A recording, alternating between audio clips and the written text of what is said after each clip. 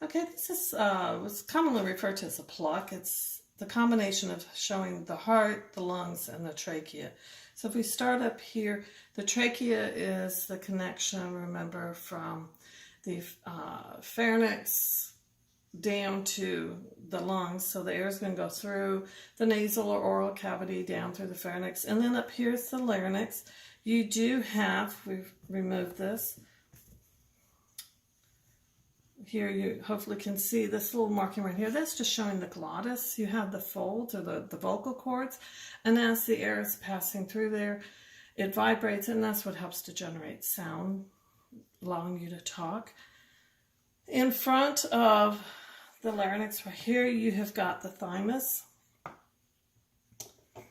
one of your endocrine glands.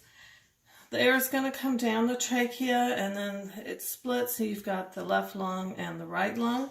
The left lung has 2 lobes, the right lung has 3 lobes, so the right lung is slightly larger. The reason the left lung is smaller is to allow space for the heart. The lungs obviously are going to have a very good blood supply because of the exchange of oxygen and CO2 that has to occur at that location. So you see, excuse me, with the lung right here, you've got the superior vena cava coming in into the right atrium.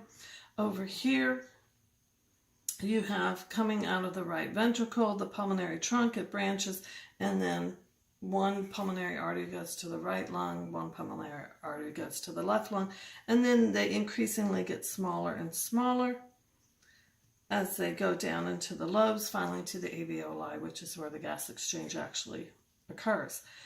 Then that oxygenated blood comes back to the heart, to the left atrium via the pulmonary arteries, the pulmonary veins, feed into that left atrium, which goes then to, the blood will go to the left ventricle, and then out the aorta. So here's the aorta right here.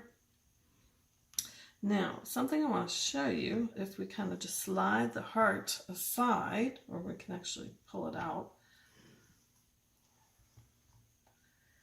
So behind the heart right here, this structure right here is labeled as 19, this yellowish structure. That is your esophagus.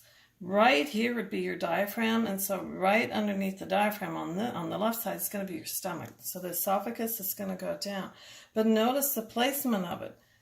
The heart is normally right here. It is right behind the heart. The reason I'm mentioning that is that for some people, when you have issues with heartburn, how did that get its name? It doesn't have anything to do with the heart. It has to do with food. Oftentimes, some of the gastric juices are coming back up or being regurgitated back up the esophagus.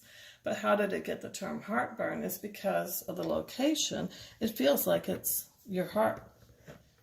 And sometimes that can be a little bit of an issue. You have to be able to distinguish with a patient that maybe has esophageal reflux, where some of those gastric juices do come back up the esophagus, and it has a very burning feeling. It's very painful.